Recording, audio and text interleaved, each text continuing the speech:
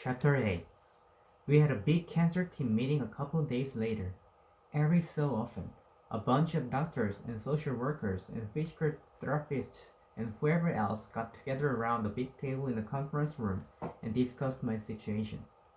Not the Augustus Waters situation or the Amsterdam situation, the cancer situation.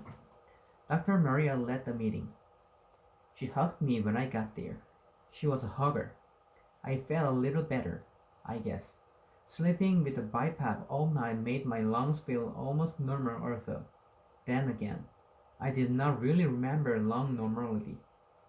Everyone got there and made a big show of turning off their pagers and everything so it would be all about me.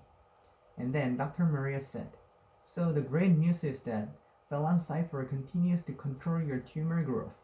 But obviously we're still seeing serious problems with fluid accumulation. So the question is, how should we proceed?" And then she just looked at me, like she was waiting for an answer. I said.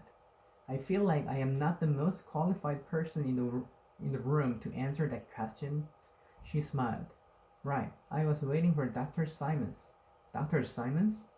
He was another cancer doctor of some kind. Well, we know from other patients that most tumors eventually evolve a way to grow in spite of Valancipher. But if that were the case, we'd see tumor growth on the scans, which we don't see, so it's not that yet. Yet, I thought. Dr. Simons tapped at the table with his forefinger. The thought around here is that it's possible the Valancipher is worsening the edema, but we'd face far more serious problems if we discontinued its use. Dr. Maria added, "We don't really understand the long-term effects of Valancipher. Very few people have been on it as long as you have. So we're gonna do nothing. We're gonna stay the course." Dr. Maria said, "But we'll need to do more to keep that edema from building up." I felt kind of sick for some reason, like I was gonna throw up. I hated cancer team meetings in general, but I hated this one in particular. Your cancer is not going away, Hazel, but we've seen people live with your level of tumor penetration for a long time. I did not ask what constituted a long time. I'd made that mistake before. I know that coming out of the ICU, it doesn't feel this way, but this fluid is, at least for the time being, manageable. Can't I just get like a lung transplant or something?" I asked. Dr. Maria's lips shrank into her mouth. "You'd not be considered a strong candidate for a transplant, unfortunately." She said. I understood. No use wasting good lungs on the hopeless case. I nodded, trying not to look like that comment hurt me. My dad started crying a little. I didn't look over at him, but no one said anything for a long time, so his hiccuping